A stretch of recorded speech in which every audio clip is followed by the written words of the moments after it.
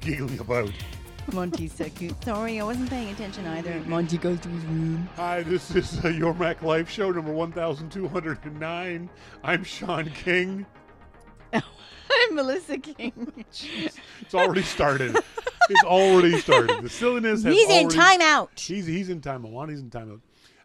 This is Your Mac Life. Thank you guys very much for joining us here this Wednesday evening. If you're tuned in to us live or whether you're listening in via the archive. On tonight's show, as always, we'll talk to our good friend Jim Dalrymple of The Loop at loopinsight.com about Apple News Plus. Melissa and I have had a chance, we'll talk about it in a minute, to play around a little bit with Apple News Plus, and we'll get some more thoughts from Jim Dalrymple about his feelings on Apple News Plus. Also about Powerbeats Pro.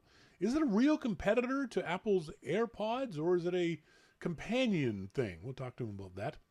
And Oprah and Prince Harry. I've often wondered if these... and Meghan. No. Oprah and Prince Harry are working on a television series for Apple News. Yes, I read that. About mental health issues. Prince Harry's been very open about his struggles with mental health over the last 20 years. And I want to talk to Jim about that. I want to find out also from you guys, too. Do you think these kinds of high-profile celebrity issues, for lack of a better term, do any good? Do people pay more attention or care more because it's Oprah and Prince Harry? Or is it just a way of drawing attention to that? We'll talk to Jim about that later on in the show. In our starting point photography segment, we're going to talk about what to do with your photos after you get home. Melissa and I have just gotten back last week. I'm sorry, sweetheart. Keep going. I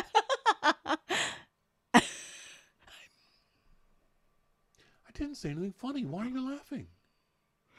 Sorry, sweetheart. Go on. No, I didn't say anything funny. Why are you laughing?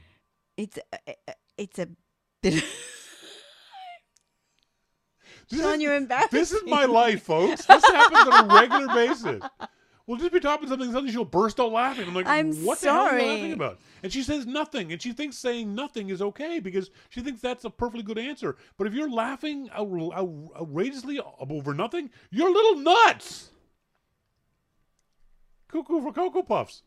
We just got back from Lisbon, and we'll go through my process, and yours might be different, of what to do with your vacation photos after you get them home. We'll talk about that in the starting point photography segment. We're also going to be something else. I forget what it is. Yes, all that and much more coming up later on in the show. So what were you laughing about? You're still smiling about. What's going on? Oh, it's funny. Monty's like, we thought it was funny, Shawn. Sorry if you didn't. No, I think it's because I very quickly, I take a little bit of your message and not all of it.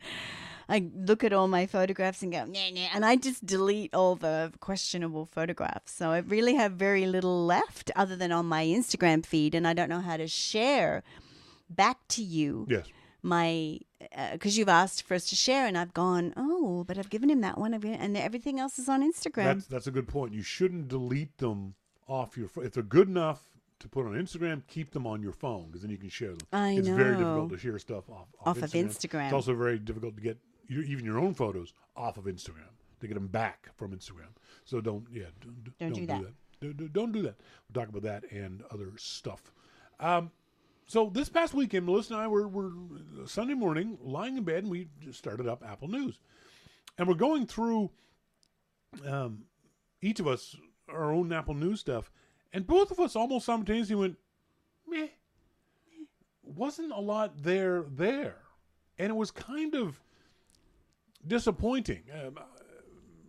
I was a original beta tester of the, I don't remember the name of it anymore, the service that was Texture. Before Texture, when it first came out, I don't remember the name of it. We interviewed those guys on the show. I thought it was a really neat idea then. And I used it for a while and just fell out of the habit of reading magazines in general and fell out of the habit of the app. It was then renamed to Texture, and a year ago, Apple bought them. And now a year later, Apple has taken the basis of Texture, this idea of these magazines on your devices, your iPhone, your iPad, your Mac, and bizarrely enough, changed some things for the worse. For example, you can't delete the magazines once you read them. It's a minor thing, but you certainly could in Texture.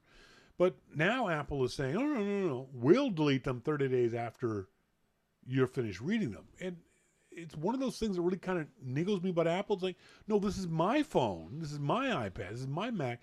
Let me decide what I want to keep on it, what I don't want to keep on it. Now, Apple says that they'll automatically delete the old magazines if you're running low on space. But I don't want you to decide that. What's low on space, Apple? Is it 5 gigabytes? Is it 1 gigabyte? Is it 500 megabytes? What does Apple consider to be low on space? That's going to be different than what I consider to be low on space. Monty's right. It was called Next Issue. Thanks, Monty. So there's that. There's the other issue of, and you discovered this. Think what magazine you were reading when you were trying to tap on the table of contents. Oh, I think it was Good Eating or something. Yes, that's and right. It was frustrating. I couldn't get in. The newspaper, the recipe magazine you were reading, you couldn't tap on the table of contents and have the article you tapped on jump right to it, and that's because that Good Eats or whatever Good Living, Good Eating, something like that. It wasn't Good Eats. It wasn't Alton Brown's thing, but because that was just a PDF. It wasn't a magazine that had been created for Apple News Plus. It was just a PDF of the magazine put into Apple News Plus. And so therefore its user interface just sucked. It was awful. It was terrible. You had to scroll things. You couldn't I had to go through the whole magazine. You had to go through page by page by page by page to get to the magazine. Whereas other magazines that work perfectly fine. Wired. I've got a subscription to Wired. So you tap on the article in Wired, it jumps right to it. There's a bunch of other little things like that. Then the other aspect of Apple News Plus that I freaking hated was you go to the Apple News tab, and there is no way to tell Apple, I don't want to see news from this organization or this organization. I'm actually surprised at some of the shitty websites that Apple News Plus has for Apple News. Yes. iMore should not be on Apple News Plus. iMore is 95% of all their articles are simply ways for them to get for you to buy stuff through their affiliate links. Even their best of is all affiliate links. They never link back to the company they're talking about. They only ever link to the affiliate link if they can find. If they don't find one, then they'll link to Apple, things like that. But 99% of the time, it's always affiliate links. You look at iMore's RSS feed, and it's always buy this, buy this, buy this. They have very, very few articles that are informative or that are actually well done.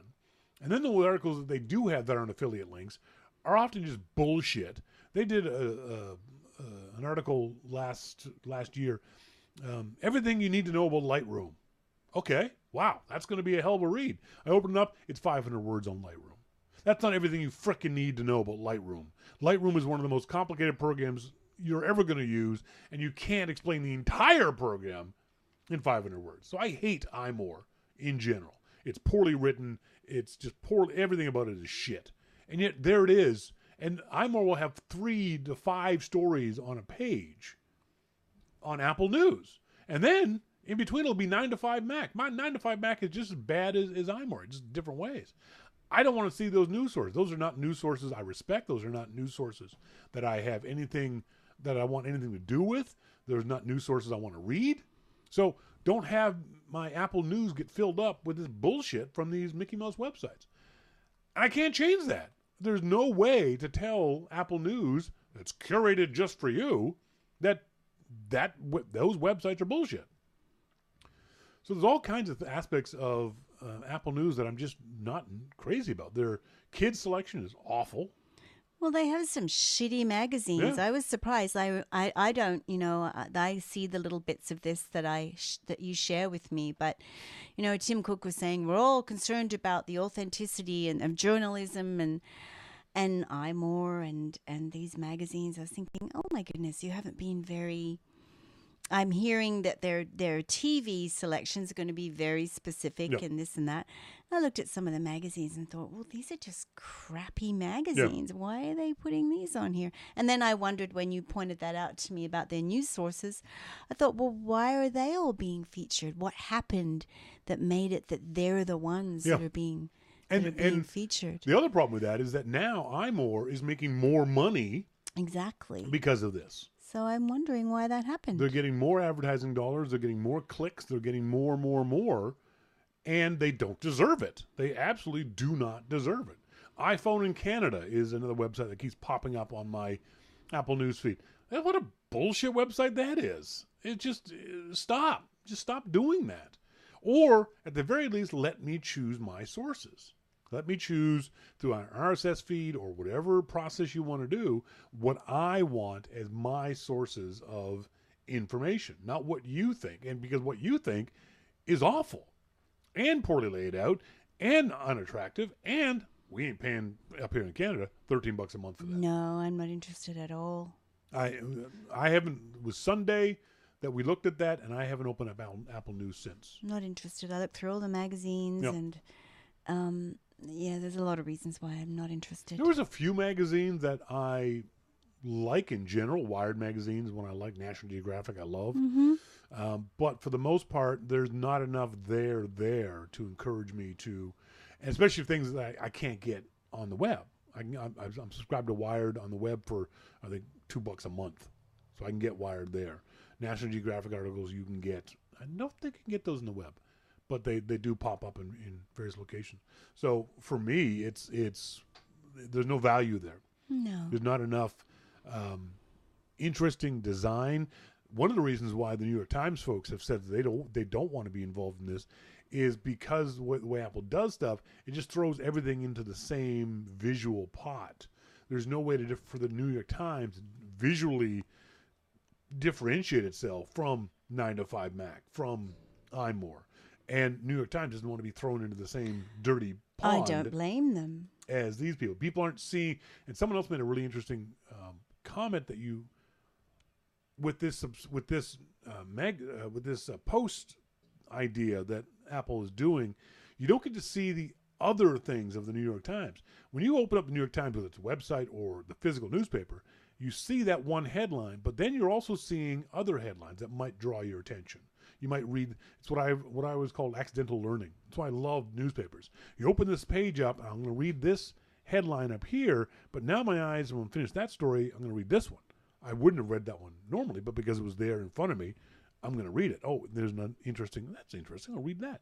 Things that you wouldn't normally be drawn to, you are. That won't happen with the way Apple is setting up these news sources. Just one article after another, and there's no accidental learning. You're only reading Apple News. Whereas if I open up the New York Times, the business section, say, for example, and they've got a story about Apple, there might be a story over here about Qualcomm that I might be interested in. Or a story over there about Amazon that is tangentially related to Apple.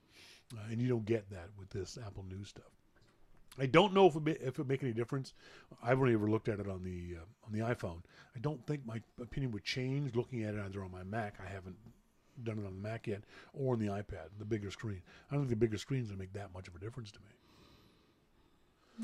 Yeah. It certainly was very disappointing to see because one of the things I was looking forward to was getting our son Rory loves to read, and I'd love to have found a bunch of resources for him to read, magazines for him to read. But all the magazines for kids that Apple has listed are all for they're young preteens. Kids. And the thing is, Apple needs to realize that teenagers, they should be thinking about this.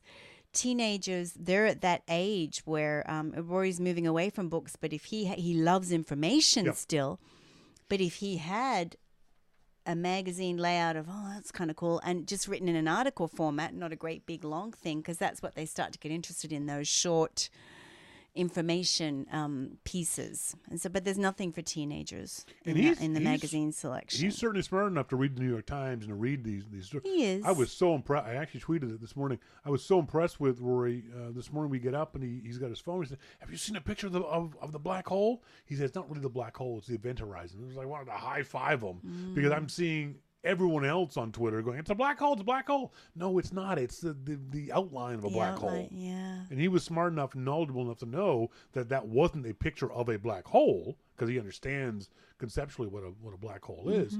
But he knew that this was just the outline, the event horizon. He picture. did, yeah. I was very proud of him of that. But he's a smart kid, so I'd like to find smart sources for him. I looked that are geared through all the towards selections, teenagers. yeah, but everything, no. It's a shame. Folks, later in the show, we're going to talk about what to do with your vacation photos once you come back from vacation. But up next, we're going to talk to our good friend Jim Dalrymple of The Loop at loopinsight.com. This is your Mac Life.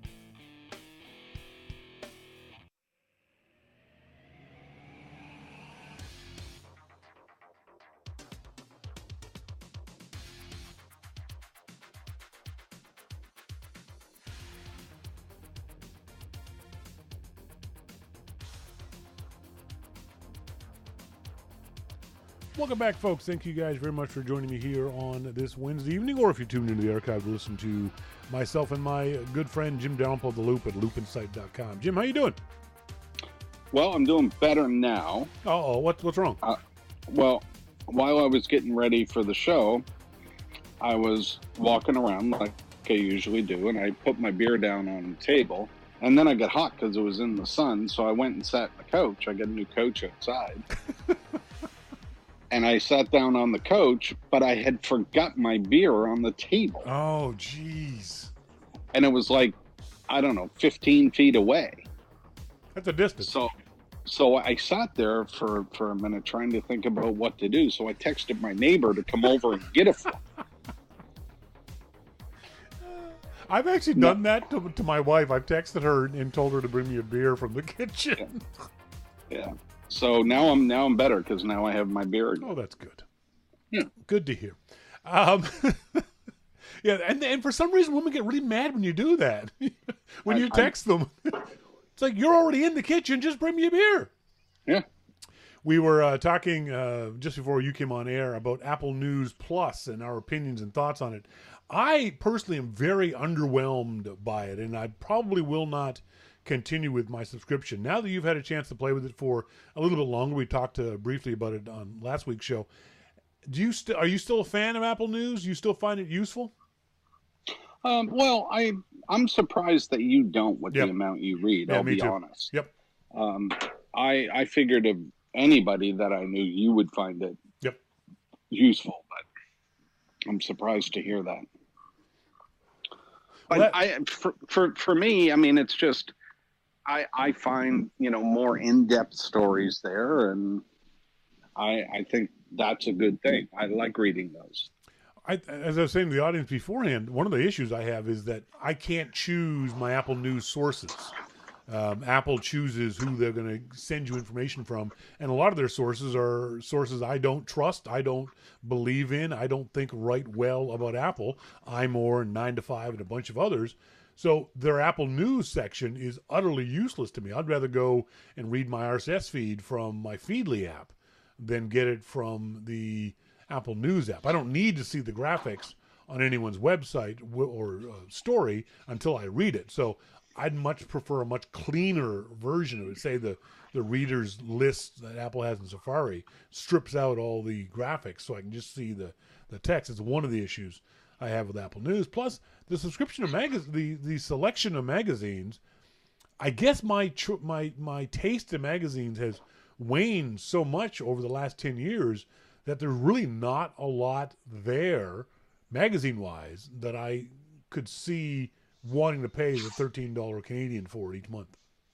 But again, I don't think that you should look at the magazines, but look at the content of the magazines. I mean, there's got to be, in 300 magazines, there's got to be some stories that you like. There are certainly stories I like, but there's not enough stories and enough magazines to want to let me pay $13 a month for it. The other aspect of it too is that we've got the family plan, like everyone does. Apple kindly let us all get the family plan for the same price, but there's not enough there to even interest my wife, who has completely different interests than I do, and there's certainly not enough stuff, magazines there to interest my stepson, who's 13 years old. There's just not enough teen content there that would be of interest to him. Okay, so what is it exactly you would like to see? I mean, you like National Geographic, yes, and you like Time, and some motorcycle magazines, and there's considering your level of intelligence, there's some pretty high level magazines. Yes, but Jesus, but there's not enough stuff that I can get. I can get a lot of that stuff for free from the web. Time magazine, I can read articles on time.com for free, at least to get the gist of the story. National Geographic, you can't. My motorcycle magazines, there are 2 motorcycle magazines on Apple News Plus, neither of which I read on a regular basis. Cyclist and I think Cyclist World. Both of those magazines are geared towards more sport bike people or cruiser type people, neither of which I am. So I guess my interests have narrowed to such a degree that I no longer can fit a general audience subscription service, is I guess what I'm saying. That happens with age. Yeah, it does. You just get more particular. I used to voraciously read everything, and now I still read a lot, but I'm much more targeted in what I read. So maybe that's part of the issue. It's going to be interesting to see how the other aspect of it too is the user interface. Some of it is just freaking awful. We were talking about one of the cooking magazines that's simply a PDF of the magazine. You scroll forever to try to get anywhere in the magazine. Whereas other magazines like Wired, you can tap on the table of contents. This Recipe magazine, you tap on the table of contents, you go straight to the story. This Recipe magazine, you have to physically scroll to page 85 to get to that particular recipe. So, there's enough niggling little things about it that don't impress me that makes me say to Apple, no, you're not getting my money. Yeah, I can understand that, and I guess the way that we're reading them is different too. Like I mentioned before, I'm reading the stories, not the magazine. Yeah. But if anybody, a magazine or Apple, expected me to scroll to page 85 to see something, no, I'm not doing that. Yeah, exactly. So, no matter what. If you don't have the staff to make an actual magazine, and I'm paying for this, yep. I don't want a PDF. Let's move on. Apple announced. Sorry, go ahead. I can scrape your website and make a PDF. Yeah, exactly. That's right. Exactly. Command P. Got it. Thank you. Last week, Apple announced Beats officially announced the Powerbeats Pro earbuds. Yeah. $100 more than the AirPods. Do you have any interest personally in Powerbeats Pro? I know you are a fan of the AirPods. I do not have any interest in Beats at all. First and foremost, I think headphones have to sound good, and Beats can't even pass that test. So. Ouch. Yeah. That's been a criticism of Beats from the get-go. That's always been what people have said about Beats headphones. Are you surprised that after almost 5 years, Apple hasn't changed that? Or do you think Apple's intentionally keeping the quality level of Beats down, say, compared to AirPods? I don't think Apple cares about Beats. I think that... No, really. I mean, I don't mean that in a bad way. I think Apple's letting Beats be Beats because, they're successful with hip-hop and things like that. I think they're letting Beats do what Beats does. And I don't forget when it was. It wasn't last year, maybe the year before. I was in a bar and met up with some Beats people that work for Beats. Yep. and we had a long conversation about how much they sucked, and they they didn't seem to want to believe it, Yeah. but I was very convincing. I'll tell you, I Well, was. if anyone who works at Beats is trying to defend the sound quality of Beats, they have not been paying attention, because it's every review out there. None of the objective reviews from whether they're hobbyists to professional ear people say Beats are anywhere, at best, the middle of the pack. At worst, Oh. they're often reviewed much lower because of muddy Well, sound and too much bass and a bunch of other issues. yeah, that's exactly right. So, do you think that Apple sees Beats and or Powerbeats as a competitor to the iPods, or a whole completely different beast? I think it's different. I really do. I mean, sure, there are people that are going to buy the Beats and they're going to be happy with what they have, but you know, it's just it's not for me, and I don't think it's for anybody that really cares about sound, about the quality of what you're listening to. Yeah. So I've always thought that Beats is more of a fashion statement than it is an actual sound quality thing. You don't buy, and I may very well be wrong, but it seems like the audience for Beats aren't people who really care about good quality music being pushed into their ears. They care more about the fact that LeBron wears Beats and Dwayne Wade right. wears Beats and Brett Favre, Aaron Rodgers of the Green Bay Packers wears Beats. That seems like more of a fashion statement than it does an actual sound quality statement, doesn't it? Oh yeah, I would say so. I mean, Beats has been very successful in getting famous people to endorse their headphones. Yeah, and that's great. Successful people endorse it. You end up selling a ton of them. Good for you. yeah. It still doesn't mean they're good.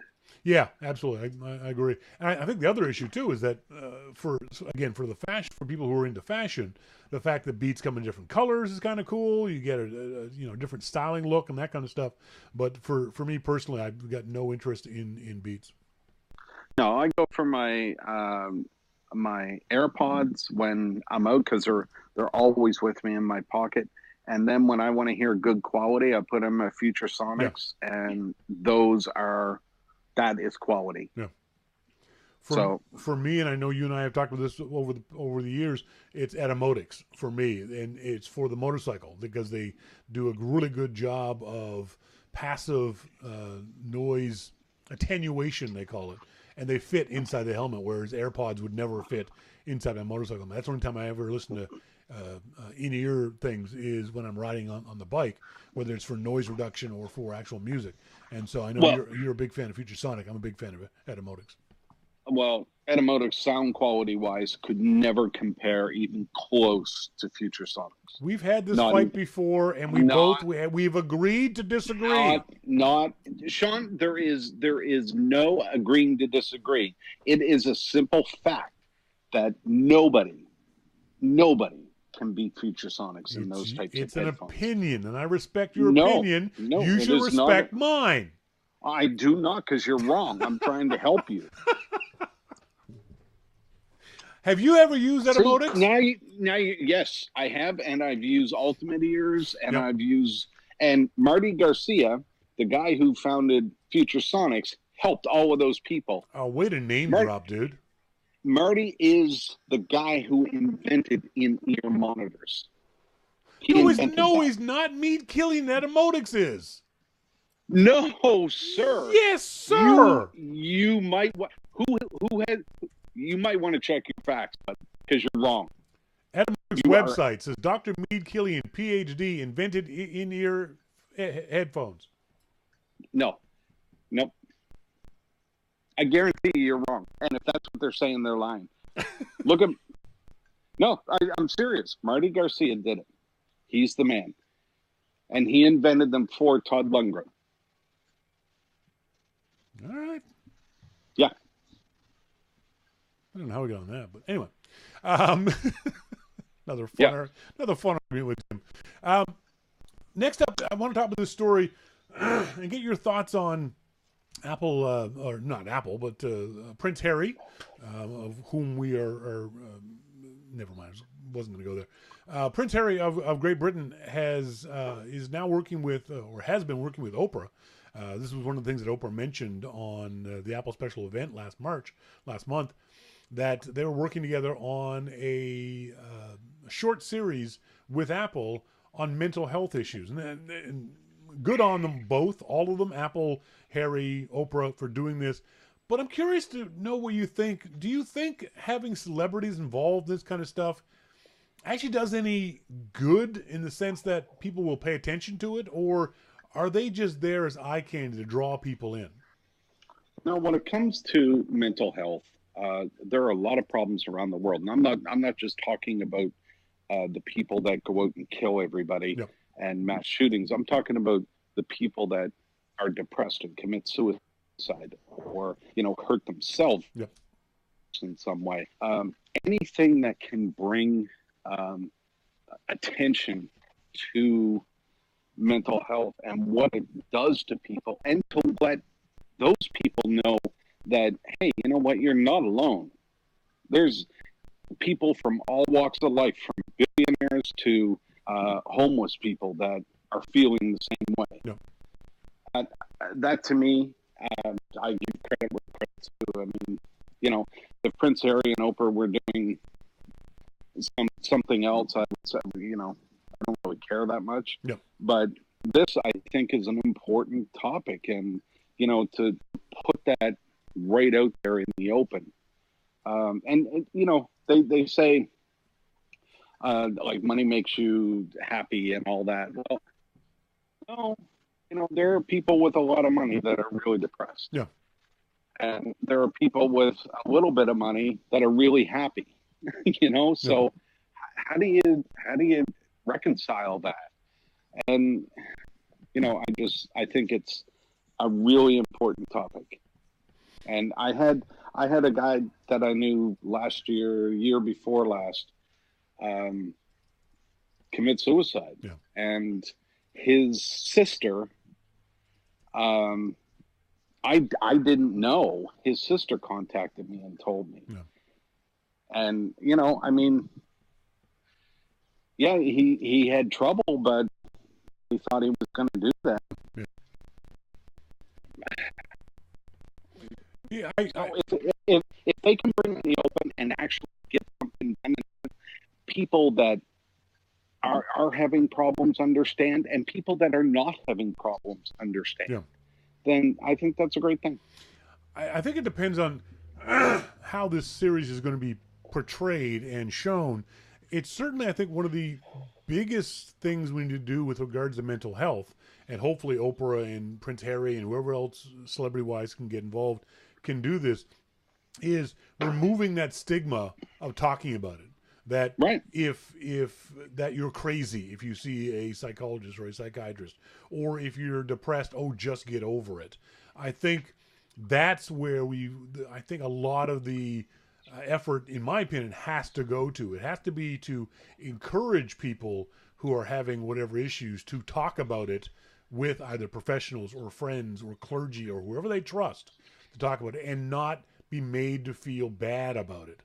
That was one of my issues when I was going through my depression, that I didn't feel comfortable ever saying those words out loud to people, because I was afraid of being thought crazy or made fun of or not listened to.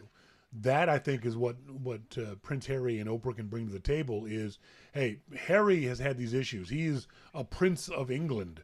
And if he can have these issues with all the advantages that he has and can talk about them, so can you. It's hard, but it's easier if it's okay to talk about them. That's for sure.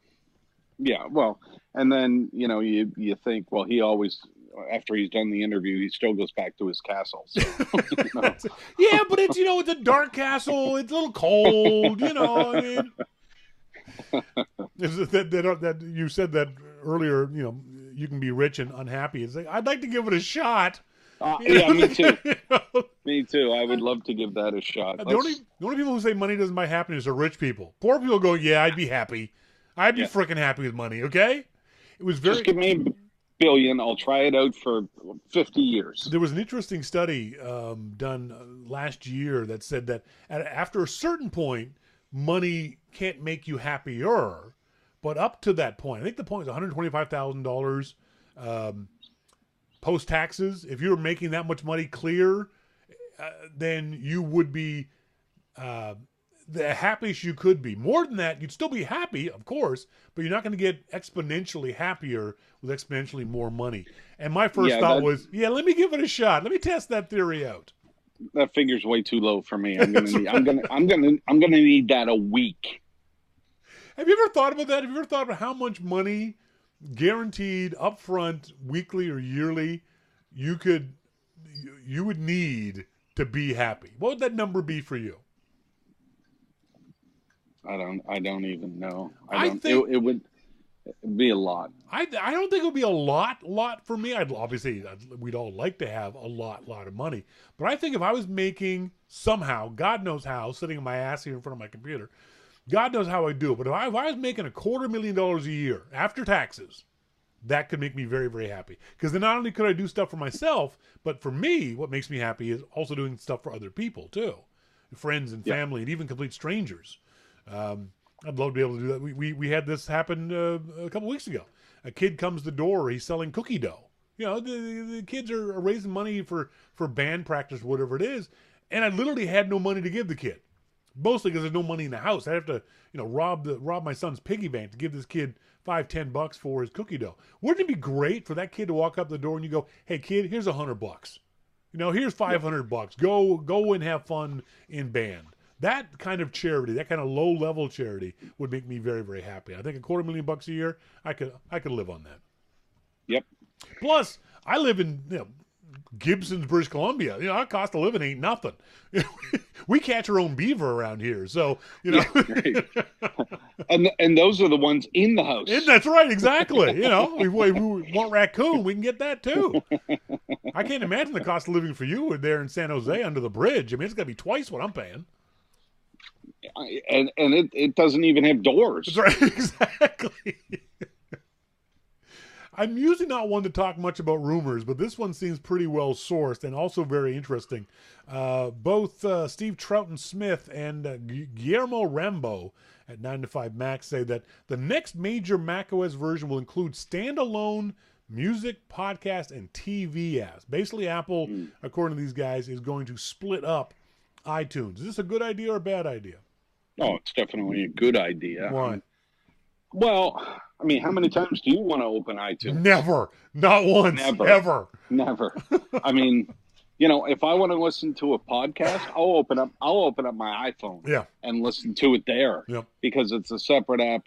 I'm not opening up iTunes on my Mac. I hardly ever, if ever, open iTunes on my Mac. A little while ago, I downloaded an audio file for the podcast, and Apple Music automatically opened up on my Mac, and I thought, "Oh my God, what's that?" Yep. I just know I don't want anything to do with it. So give me a music app. But we talked about this years ago when they were talking about splitting up iTunes, and there's a lot to it. There's a lot of money that goes through iTunes. So they have to make sure that they have all of that right. But that wouldn't change, would it? Do you think that would significantly impact Apple's bottom line, splitting it up? Because you'd think that those same people are No. It's the ability to be able to do the transactions. You don't think you'd still be able to do the transactions in Apple Music, for example? Well, I think that was part of the problem because all of the processing was done in iTunes, and then all of a sudden you split them up, and you still have to be able to facilitate all of these transactions. And we're not talking $10,000; we're talking billions. Yes. So, if they have all that figured out, then split them up, baby. According to 9 to 5 Mac, Guillermo Rambo says that Apple will keep iTunes around for a period of time afterwards, sort of as a transition period, but that eventually, obviously, iTunes will either be moved to the side in favor of these separate apps, or gone altogether. I like the idea of splitting these up because I'm like you. I find iTunes to be just bloated. I mean, if I open up, iTunes opens up at the weirdest times, and even when I've got it closed, it'll pop up for no readily apparent reason. The fact that I have to use iTunes in order to use my Apple TV pisses me off. If I want to send movies that I'm watching that I've got on my Macintosh hard drive to my Apple TV using an app called Air Video, iTunes has to be open. If I want to do home sharing on my Apple TV, iTunes has to be open. It's like, come on, Apple, figure this stuff out. Why does that app have to be open to use it on a completely different device? That's just insanity. Yep. It's a frustrating app to use. It's Apple makes changes to the app without telling you. The classic one was many years ago that when you take an audio file, an AIFF file, and want to convert it to an MP3 file, which you can do in a bunch of different apps, but it was easy to do it in iTunes, you did Command R. And then one version of iTunes, Command R, stopped working. And I had no idea why. I'm like, where to go? Had to go around the internet to find out, oh, Apple changed it to Command Shift R. Didn't tell anybody. And so now you have to change your workflow. If you had AppleScript set up or anything else along those lines, there was no reason for Apple to do it. They just change it for the sake of changing it. It really just pisses me off when Apple does stuff like that. Well, I don't think that you hear a lot of complaints about iTunes anymore because nobody really uses it. Yeah. I think that's it. I mean, most of the time that I listen to music, it's on my iPhone. Mm-hmm. Actually, probably 99% of the time, it's on the iPhone. Now, Gruber made an interesting comment on Daring Fireball. He said that he was wondering whether or not this was going to be Mac apps downscaled to the dumbness of the iPad or iPad apps upscaled to be smart on the Macintosh. We don't know that yet. No one's seen these apps. Again, this is still just a rumor. I hope that Apple does go from, in theory, the smartness of Mac OS to the iPad and not the other way around. I'm always suspicious of this talk of iPad ads being transferred to the Macintosh because so far they haven't worked out very well. The Apple Stock app is a perfect example of an app that is just awful on the Macintosh. It's barely usable with the design change on iOS, but on the iPad, on the Mac OS, it's just gotten utterly useless. I'm sitting in front of my Mac, and I will often open up my iPhone to see Apple stock price. I could get it right here on my Mac, but it's so ugly, I don't even do that. Yeah, I mean, it's difficult to say where that's going. I mean, I would assume that they've done a lot of work on that whole transition from bringing apps from iOS to Mac, and we should hear about that at WDC. But yeah, but that's not. I don't think that's a fair assumption to make. I mean, Apple spent a year on texture and went backwards on a lot of things. So I don't believe that Apple is. I don't have the faith that Apple is going to go forward with this stuff and not backwards anymore. Well, to be fair, they picked 4 or 5 apps on iOS to bring over, and they were the simplest yes. apps. Yeah. You know, so if they're going to use something like this to bring, I hope that they build new Mac apps from scratch. Yes. Myself. But let's say that they don't, and they use this. They would have to have brought that a long way in order to make all that work. Yes. It was announced last week that Google is finally rolling out Duplex, the restaurant booking phone call bot that they showed off last year. Have you tried this yet? I have not. Are you going to? No, probably not. This thing creeps me out. I don't like it at all. I don't like the demos. I don't like the idea of it. I find it offensive. It takes the human element out of this simple little process. The technology, I will be the first to admit, is really cool looking. But damn, the way Google presents it is just creepy as shit. I'm going to do it on you. I'm going to call to set up a hair appointment with you. That's right. But in the demos I've seen, these fake ums and does and conversational breaks that Google puts into it, I find really offensive. that they're trying to con you into being comfortable with this robot app, with this bot. I think that's wrong. They should not do that. They should not try to sneakily get you to communicate with machines. I think that's I don't know. I'm not going to say that's a slippery slope that's going to give rise to the machines and, Terminator 2000 kind of stuff. But it's still, I don't like the idea of them faking human interaction with another human being.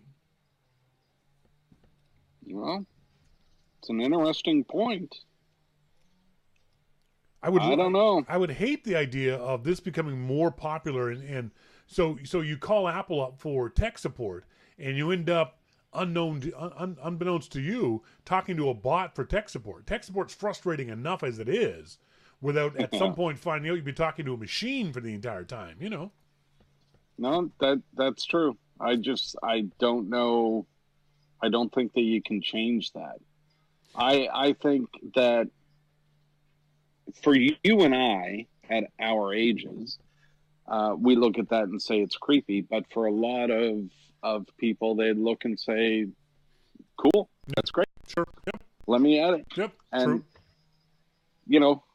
Maybe I can script this whole conversation, and it'll sound like me, and I can just sit there and drink beer and let my robot take over. Sometimes it sounds like you're already doing that. Wow. I just had to drink a beer and almost choked when you said that. Wow. Oh, Jeez. dear. We'll let you go on this one. Piper Jaffray did a survey of 8,600 U.S. teenagers, average age of 16 years old, found out 86% of them want their next phone to be an iPhone. Is this surprising to you at all? What's surprising is what parent let their kids talk to Piper Jaffray? I mean, what? Some strange person calls and says, "Yes, is there a teenager in the house? Can I talk to them?" I hadn't thought of that. I mean, what parent did that? I would just hang up right away. I say, listen, freak. No, you're not talking to my 16-year-old. Oh, God. And I'm reporting you to the cops. I literally never considered that angle of that story. Because if it's 8,600 teenagers and the average age is 16, half of them are under 16. Right. So where are these parents? I want to do a survey of those parents. Oh, now, I don't want to talk to your 13-year-old kid. I want to talk to you. Macman says, "I'm sure they had to talk to their parents first and get permission." That's not better, dude. Hi, Macman. Do you have little kids in your house? Can I talk to them? Yes. Thank you. Oh, Hi, dear. little kid. No, that's not better. That's not better. That's not better at all. The biggest issue I had with the survey, besides this new one that you just brought up, is the fact that the average household income was $68,000. That's comfortably middle class. You got to believe that percentage of 86% of kids, of teenagers wanting a new iPhone, is going to drop significantly as that income level goes down. You think?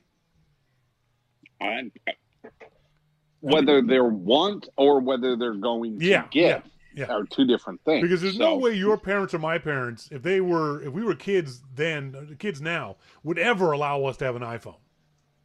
Well, think about it this way. You call and you talk to a really crappy parent who wants to talk to your kid, and you let them. Yeah. And then you get on the phone with the kid and say, "Would you like a Datsun or a Ferrari?" And they say a Ferrari. Yeah. Well, thank you very much. Does that mean that they're going to get a Ferrari? Or are they going to get the Datsun? Yeah. Well, I mean, sure, kids will say, "Well, yeah, I want an iPhone." That doesn't necessarily mean they're going to get one. However, all that aside, all the creepiness of the survey aside, it doesn't surprise me. Yeah, especially because it's this is what kids want, and like you said, if you give them a choice between a Datsun or Ferrari, they're gonna pick the Ferrari. So it's not that Yeah. surprising of a survey, even though everyone seemed to think this meant something for Apple. I think what happens, the proof will be in the pudding. Will these kids over the next 6 months actually get an iPhone? Apple doesn't care if they want one. Apple wants them to want one. The proof will be if they actually get one. If those parents who are making Well, significant amounts of money actually get them an iPhone is the big deal. in Nova Scotia, though, we probably would have said the Datsun because you can fit more people. It's better in the snow too. Ferraris suck in the snow. I don't want one of those things. That's right. It'll be crashing the first day. At least the Datsun will bounce off of snowbanks, you know. I got my granddad's station wagon here. Woohoo! Do donuts and that all day long, baby. Gonna go down to the Sobeys parking lot and pull donuts, man. Winter or summer, and then pull over for a coffee at Tim Hortons. Exactly. That's a kids. That's a good day in Nova Scotia. Let me tell you that right now. That's a damn good day. That's a damn fun day. And then pick up a couple of bottle of Hermits on the way out. Hermits, for those that don't know, Hermits is the cheapest bottle of wine slash antifreeze that you could get. You could literally pour that in your engine and it would still run. Oh, it was disgusting stuff. It was like $2 a bottle. It was awful. $2. And that was for the liter bottle. Yeah, $2 to get you a bottle of Hermits, man. I mean, we were all over that. Oh God, yes, absolutely. And then go skating. Oh yeah. Folks, Dr. Jim Dalrymple, The Loop at loopinsight.com. The next issue of Jim's podcast, The Dalrymple Report, will be up tomorrow because you recorded it today with Dave, didn't you? Yeah. Okay, it'll be up tomorrow. Find it on the iTunes store. Jim, thanks for joining me, buddy. Appreciate it. Thanks a lot, Shawn. Have a good night. Bye. You too. Yeah, I hadn't thought about that whole thing about how the hell are these parents, how are these people talking to these parents? Now, obviously, the parents are giving permission, but I wouldn't give permission if some surveyor called me up and said, can we speak to your 13-year-old son? I'd say no, not at all, no chance. And then the other aspect of the survey, again, that everyone pimped on their websites was the fact that these kids want a new iPhone. Well, yeah, Apple's designed the iPhone to be aspirational. You aspire to wanting the iPhone. If you can never afford it, even if you're 13 years old, 14 years old, you aspire, you want the iPhone. Doesn't mean you're actually going to get it. So asking kids what they want is a whole different story than asking kids, are you going to buy an iPhone? Folks, when we come back, we'll have our starting at point photography segment. We're going to talk about what to do with your photos after you come back from vacation. All that and more coming up. This is your Mac Life.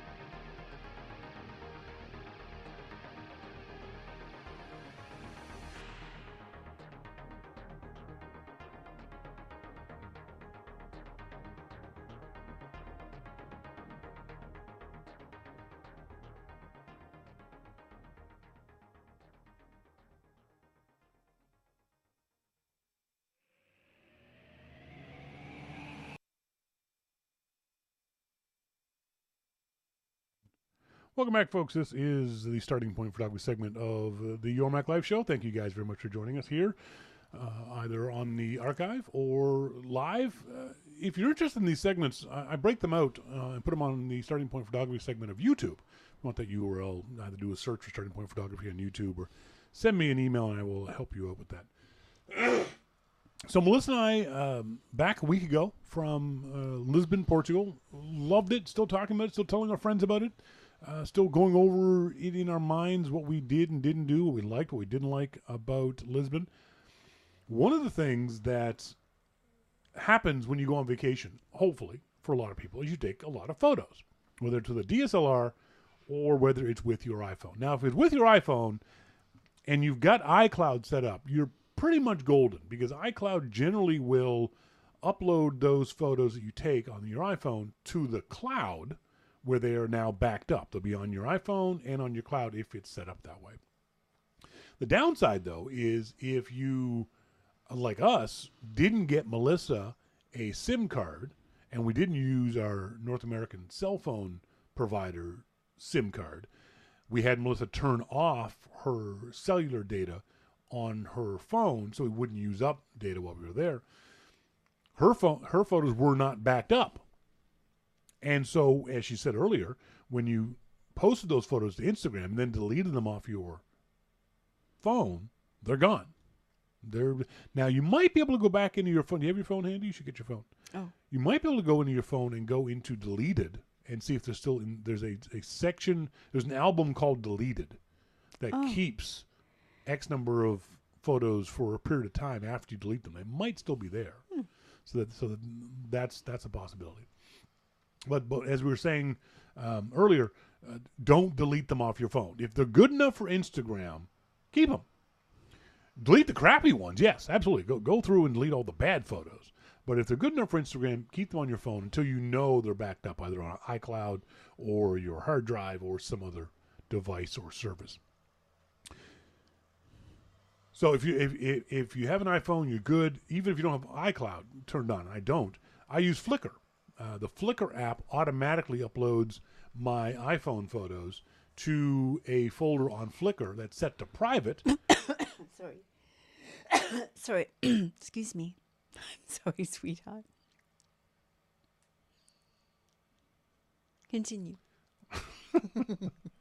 a folder on Flickr set to private that no one else can see except me of all my iPhone photos. So they're backed up to Flickr.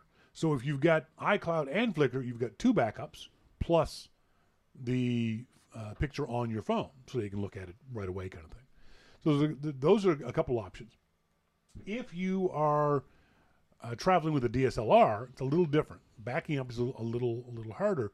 Generally what you do is you take your little SD card and put it in your computer, either through a card reader or something else, and then take the photos off of the card. I tell my students in my photography class, do this every single night, every single photo shoot. Take the photos off of these cards because you don't know what's going to happen with this card. You could take 30 gigs of photos, beautiful sunset photos from São Jorge Castle in Lisbon, and then get home and then go out the next day and drop your camera off a boat. Someone could steal it. You could get pickpocketed. Someone could rip you off, and you'd lose that 30 gigs of photos. So I tell people every single evening, spend some time getting these photos off of these cards. But what that means is it's a bit of a pain in the butt because you've got to take a computer with you or take an iPad with you to do this. You've got to stick this little SD card somewhere. Well, the nice folks at Western Digital sent me their, it's called the My Passport Wireless Pro. It is a SSD hard drive, 1 terabyte SSD hard drive, and they come in sizes up to, I think, 4 terabytes. I'm going to cover up my wife's beautiful face here for a second and show you guys this. This is an interesting device because it allows you to stick a SSD card in the side of, what's the wrong one? The card. Stick the SSD card in the side of the little wireless hard drive, and there's a power button there, and then using the Western Digital iPhone software, take those photos off of the hard drive, off of the SSD card, and move them onto this My Passport Wireless Pro. It's a neat idea. The downside is you have to bring one more device, but at least it's smaller than an iPad, smaller than a laptop.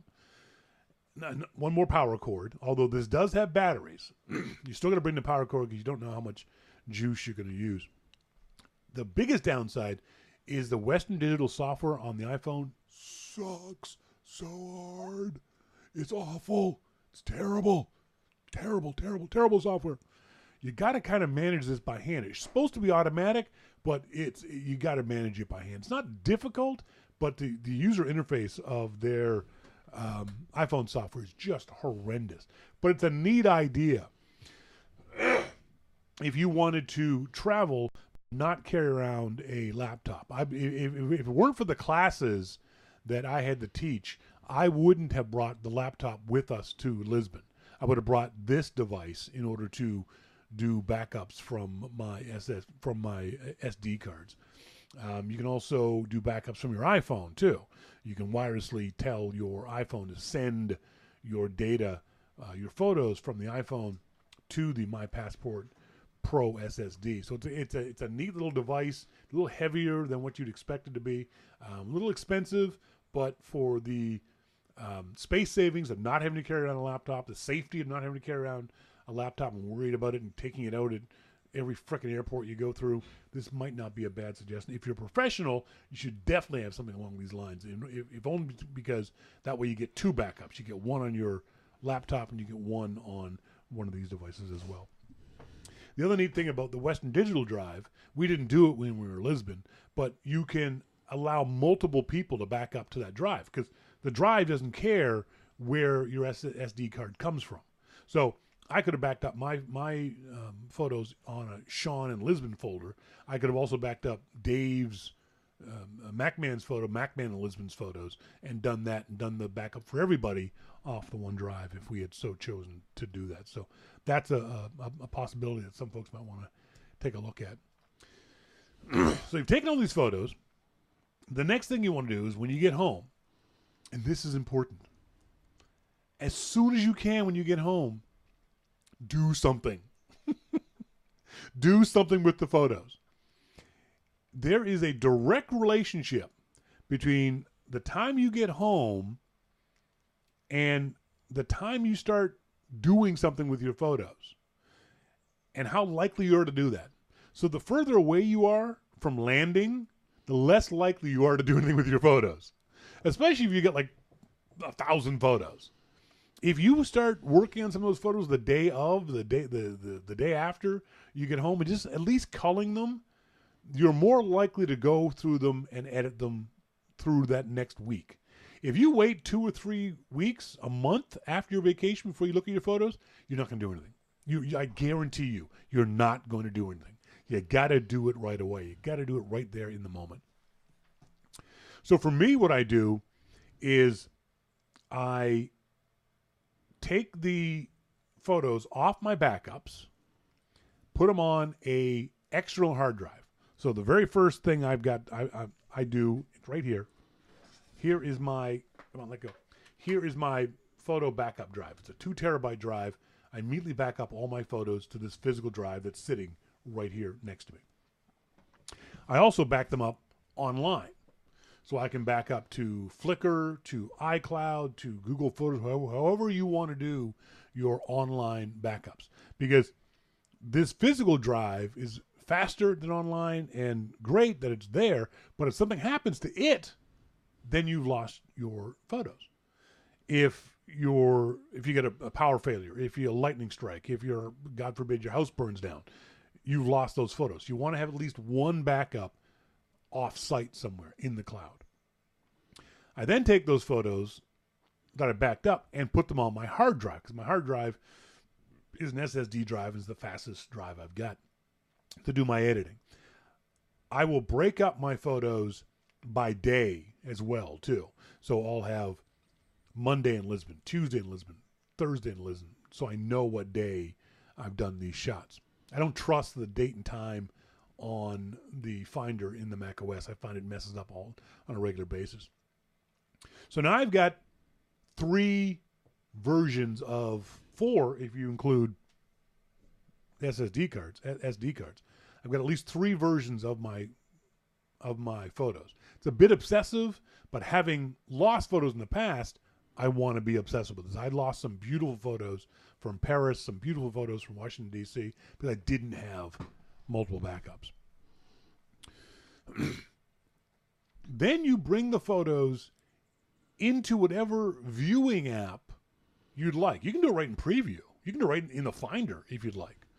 I'll often, because I'm just me, I'll import my photos to Lightroom and then go through them in Lightroom very, very quickly and just delete the ones that aren't any good. Just bad lighting, bad framing, bad composition, bad focus, whatever it might be. So I've got, from Lisbon, I had 2,000 photos, approximately. So I immediately go through the first pass and get rid of at least half of them. At least half of them that I know I can't fix. They were bad photos. I look at the photos and go, okay, that's why that one was bad. I missed the lighting on that one, or I missed the focus point on that one. What's the reason why I messed that photo up? And then I do something that beginners don't do, but it's very, very important to do. Delete that photo. If it's a crappy photo, delete it. I promise you, as a beginner, you are not going to go back to crappy photos. You're not going to look at that photo and go, oh, maybe if I do some stuff to it, it'll be less out of focus. No. Maybe if I do some stuff to it, it'll get brighter, or I'll fix the color. No. If it's a bad photo, it's going to stay a bad photo. You might make a bad photo an okay photo, but you're not going to make a bad photo a great photo, especially as a beginner. Delete the bad ones. Lightroom has a hit X arrow. Arrow moves me to the next picture. X sets it as rejected. And then I go up into the menu of Lightroom, photo, scroll down, delete rejected photos. And Lightroom pops up and goes, would you like to remove them from Lightroom or from the disk? From the disk! These are all shitty photos. I don't want them. They're bad photos. Just get rid of them. Get them off my hard drive. Delete them. Remember, I still got backups if I need them.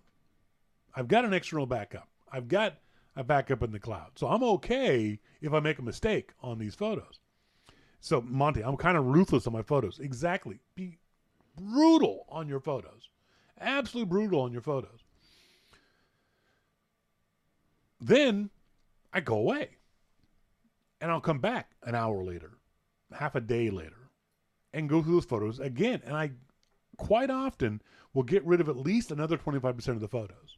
Ones that I, on the first pass, thought, it might be okay. On the second pass, I go, you know what? No, I just don't. Remember, these photos they all need work. Remember, I've always said every photo that you take needs some sort of editing done to it. So they're all going to take a certain percentage of work. I'm not getting paid for these photos, except for the ones I use for my classes. I'm getting paid indirectly. But no one hired me to take these photos. So I'm not going to work real hard on the edit of them. I want my edits to all be about 30 seconds. I'm not going to spend an hour editing a photo, trying to get everything just right. I either got it right in the camera and I'm just sweetening it in Lightroom, or I'm deleting it. I'm not going to work hard. I showed this to Melissa. I get your name right. To Melissa. And on the bottom in Lightroom, Monty, if I go down the edit rabbit hole, I can be there for days. Exactly. On the bottom of Lightroom, it's got 5 stars where you can rate your photos. I never understand that. Unless it's 5 stars, delete it. Why would you rate a photo a 1 star and keep it? That never made any sense. There should be just 1 star there. There shouldn't be 5 stars. Oh, it's a 2. It's a 2 photo. I'll come back to that later. No, you won't. You won't. Delete it. Get rid of it. Be ruthless. Be brutal. MacMan said, those pics I sent you, I think I spent maybe a minute on. Exactly. That's fine. That's perfect. Do not spend a lot of time editing your photos. So I've done 2 passes now. I've got 2 copies, one in the cloud, one on an external hard drive, plus the one on my internal hard drive. I've done 2 passes of culling, just getting rid of bad photos. I'm probably down to about 1,000 photos, 50% of what I had before. Then probably the next day, this is now day 3 after I come back from vacation. The next day, I will go down and sit down and go, okay, now I'm going to set aside a couple hours to do actual editing. And that's when I start going through the photos and looking at them with a more critical eye of, is this worth it? It's a lovely picture of my wife. I love my wife. She's beautiful. But is this the best picture I have of her? No? Delete it. Here's a great shot. Is this really the shot I want of that? Maybe there's a different version of it. Delete. And I just keep doing that, going through them. And again, I'll probably get down to another third from those photos. Then I'll go back to the beginning. And now I'll start the real edits. These are all photos I really think there's something there. They're really photos that I think are worth editing, worth taking the time to edit. And I'll look at them in different ways. One of my favorite examples was this photo I took of, again, I'm going to cover my wife's beautiful face. This photo I took of Melissa. And this is one of those shots where I always tell folks, always be ready to shoot. Always have your camera in a position where you're going to be able to take the shot, because this is near the Discovery, the Monument to the Discoverers in Lisbon, and we're walking around taking pictures. I flew the drone, took some great drone shots of it, and so now I'm just walking around, just looking to see what I can see. And what I often do in places like this is just stop and then do a slow circle, just to see what I can see, what's behind me, what's around me. And I'll often walk around the object of interest as well, too. The Monument of the Discoveries is huge, huge tower on the waterfront in Lisbon. And I distinctly remember this shot. I distinctly remember looking at the water and seeing this woman, who happened to be my beautiful wife, sitting there in this pose. And I went snap and took this picture. So I didn't want to have her look at me. I didn't want to attract attention. I didn't want to distract her from whatever she was thinking about or the mood that she was in. So I snapped the picture very, very quickly. Then when I got it in the edit, I noticed I like the picture, but I don't like the background.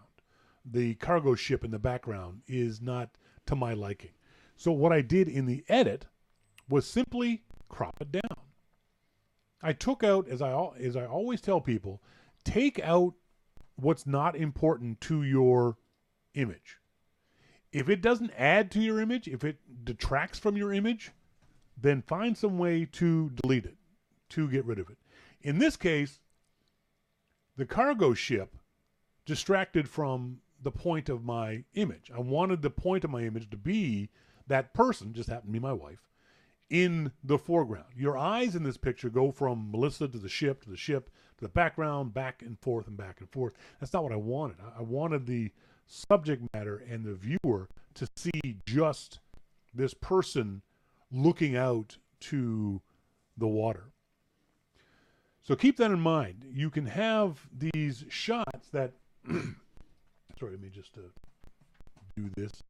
You can have these shots that in the moment may not be exactly what you're, come on, stop it. May not be exactly what you're looking for, but by having a critical eye to it and thinking about, okay, what's good about this shot? What's bad about this shot? Can I fix the bad? Can I accentuate the good? And that took me maybe 5 seconds to realize that's the kind of shot I wanted. Took another 5 seconds to crop it down. Maybe another 20, 25 seconds to sweeten the picture, to give it some color burst, some saturation and vibrancy and that kind of stuff. And boom, now it's a beautiful picture. I love that picture. And we were talking about this earlier. That's the kind of picture I would have taken regardless of who was there. It's the pose of the person. It just so happened to be my wife. I would have taken that picture anyway. But if it had been somebody else, and we talked about this, I don't know if I would have taken a picture of that had been a man. I think I would have. It's not a sexist thing, because I take pictures of men on a regular basis. But I think in that particular moment, I think I was at the very least happy that it was a female, and obviously even happier that it was you.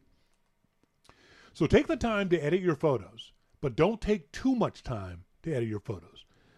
Delete, cull ruthlessly. Do not think that you're going to go back in 6 months and fix any of these photos. You're not. They're just going to take up space. Delete them. But learn from what you've deleted. Look at your deleted photos and think, why am I deleting this? It's a bad photo. Okay, but why is it a bad photo? I missed my focus point. I missed the lighting. I missed. Whatever you didn't do right, try to make a mental note of that. Okay, next time pay attention to this, and this, and get that shot right the next time. I think I got those photos up on Flickr about 4 days after we got back from Lisbon. I'm still working on the video of the trip because video takes a lot longer to edit than photos do, and that'll hopefully be up by the beginning of next week, so 2 weeks away from the trip. But your photos, try to get them up inside the first week that you're back, because the longer you wait, like I said, the less likely you're going to be to go and edit those photos. The other aspect of this too, excuse me, I wanted to mention, as soon as I got those photos up in Flickr, I know those are the best of my photos. There's some photos in there I'm just using for examples, but I think there's 80 photos there. At least 40 of them are really, really good photos I really, really like. Because I'm now a Flickr Pro member, Flickr sent me a offer from this website called Chatbooks. I don't think I've ever seen the website before. Let me pull up the website for you, chatbooks.com. And basically it's a free, from Flickr, a free deal. You get a chat book for $4 shipping, US $8 if you want tracking on shipping. And it's an interesting idea on a website that won't come up. Come on. So you can create your own photo books. And I love the idea, I've always said this, I love the idea of getting a physical representation of your photos. It's bigger than your iPhone. It's bigger than your iPad. It's something about the physicalness of having these photos. And whether they're in a photo book or whether you print them off and frame them on a wall or give them to people, I always encourage people to take your best shots, say your 5 most spectacular shots from your vacation, and print them off. Find a wall in your home to have that be your vacation wall or your photo wall. You don't have to frame them. I know Melissa likes having photos framed, but I like to have them on a nice border, and you can get them printed with a nice border. But however you do it, you thumbtack them to the wall. I don't care. Print them off. I'm absolutely not plump. But you already did a book one time. Yes, we did. What was that book? That book was from Photo Jojo. It was nice. It was very nice, and again, that was a free book. So as you know, as companies send me these things, I try them out. If you'd like chat books, if you'd like to give it a shot, and I've already ordered our chat book. It should be coming in a few days. Of our, I think you get 30 pages, 30 pictures. Oh. So of our best 30 shots. So I've got a referral thing. So if you want to use chat books, either if you listen to the archive, send me an email and I'll send you the chat books referral. You get $10 off your first order, and I get $10 in credit. So it's a good deal. We each get $10 off this. I posted it into the IRC chat room for those folks who want to give it a try. And the books start at $10, so you can get a free book basically. I don't know anything about these guys. I haven't actually tried their books. I don't know anything about the paper quality or anything else they got. So I'm just throwing it out there. I don't know yet whether or not this is something, but it's something I like the idea of basically creating your own coffee table book. You know, the idea that we're going to put it out in the living room on the coffee table for other folks to look at. And it's a physical representation of hopefully a great trip. That was one of the points of Starting Point Photography in Lisbon, was that you would go learn how to take great photos and then bring those photos back and in some way, shape, or form show them off to other people, family and friends and strangers on Facebook or on Instagram or Twitter or Flickr. But I also really, really encourage folks, always have, to print some of those off, either in a photo book way or on your wall. There is nothing like having your own art. And keep in mind, this is art. Photography is an art. You are creating art that you can put on your own walls and show and beautiful memories and have beautiful memories of it. I like what Damon does, and I try to do it, but I was too impulsive. Damon will say for Iceland the second time he would been there, take beautiful photographs. He's very, very fussy about his editing. Yes. And then Damon never swamps Instagram or anything with photographs. He'll give you one beautiful photograph, and then you'll be like, oh, wow, I love those shots of Damon's photographs from Iceland. But then he wouldn't do another one for another month or so. He would give you another photograph of Iceland. So he didn't flood it. He does it very sporadically so that it kind of titillates you each time he does it. It's very cool. When we were in when we were in Lisbon, I was trying to put. I've got 3 Instagram accounts. I was trying to put one picture up on each one of those accounts each day. Yeah. And the accounts are the Lisbon one was for, hey, we're in Lisbon. The other one was the personal account, the Shawn King account, that was just for family and friends, and those would be more silly photos. And then there was the Starting Point Photography one, which was the ones that were edited and hopefully professional looking and much more, not stylish, but more representative. Well, we could share to those. I mean, I would post to that one, and I think that's the thing we did too. And we tried. This is the first time. Not everyone did it, but it's something I want to do. The Starting Point Photography in Lisbon Instagram account. I open it up to all the participants, so anybody who was there could post to this. And that account is still up and running. Will continue to be up and running. We won't be posting to it anymore unless it's Lisbon shots. And the next one is Starting Point Photography in Vancouver. And we'll do the same thing. There's already a Starting Point Photography in Vancouver Instagram account, and the participants of that. Basically, what I told folks is, the day you start traveling, now you can start posting photos to this account. We all, I like it. I think it's kind of a neat idea. Well, and MacMan, you said you just forgot, so put some photographs up on Starting Point, because we would like to see them. MacMan, you still can. The account's not closed. You can keep adding Lisbon photos to it. I just don't post photos of your dog in Iowa, because that's not Lisbon. But yeah, if you've got photos you want to post from Lisbon, please go ahead. That's what it was for. Because then it began like what Damon does a little bit. It brings up the memory again, and you kind of go, oh yeah. MacMan said earlier, it scrolled through on the IRC account that something about he took a lot of photos.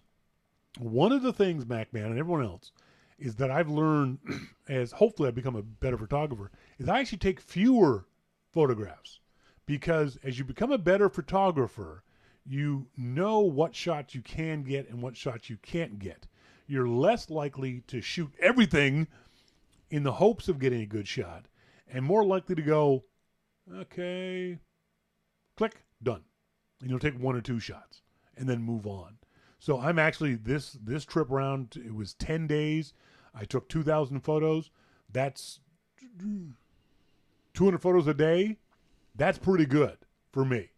I think that's a very good low ratio for me, especially because I'm trying to document this for a business, for Melissa and I, for friends and family and that kind of stuff. So 200 photos a day is not bad. 2,200 over the whole trip. You were away for 19 days. That's pretty good. That's not bad at all.